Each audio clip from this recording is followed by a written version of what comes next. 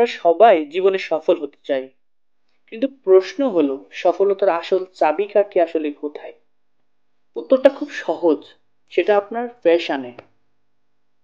আজকের এপিসোডে career nest আপনাদের দেখাবে কিভাবে নিজের আসল আগ্রহ ও প্যাশন খুঁজে বের করা যায়, যা শুধু আপনার ক্যারিয়ার নয়, গোটা জীবন বদলে দিতে পারে।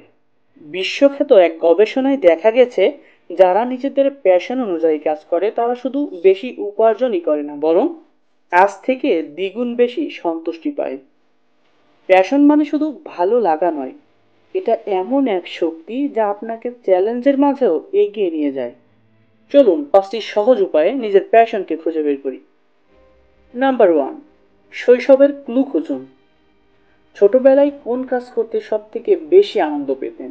গল্প বলা, নেতৃত্ব দেওয়া, নাকি নতুন কিছু তৈরি করা? এগুলো এখনো আপনার ভিতর জীবিত।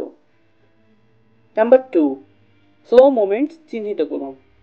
আপনার লাইফে এমন কোনো কাজ করতে গিয়ে কি সময়ের কথা মন থেকে হারিয়ে ফেলেন, যেখানে একঘেয়েমি লাগে না? সেটা আপনার প্যাশনের মূল বিষয়, এটা আপনার জন্য খুবই গুরুত্বপূর্ণ। নাম্বার 3, আপনার মধ্যকার স্ট্রেংথ প্লাস ইন্টারেস্টেড মিল খুঁজুন। যা আপনি করতে পারেন সেটা আপনার স্ট্রেংথ, আর যা করতে ভালোবাসেন সেটা হলো ইন্টারেস্ট। এই দুইয়ের সমন্বয়ই আসল passion. Number 4, explore and experiment করুন। নতুন কিছু ট্রাই না করলে প্যাশন বের হবে না।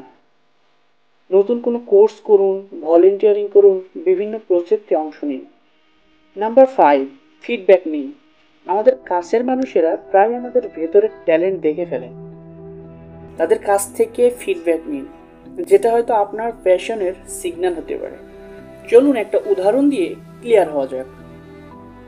ধরুন আপনি লেখালেখি ভালোবাসেন এবং মানুষের সাথে আইডিয়া শেয়ার করতে পছন্দ করেন, তাহলে আপনার প্যাশন হতে পারে কন্টেন্ট রাইটিং, জার্নালিজম বা পাবলিক স্পিকিং।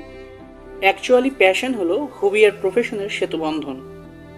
প্যাশন কোনো জন্মগত প্রতিভা নয়, এটা আবিষ্কার করতে হয়, চর্চা করতে হয়।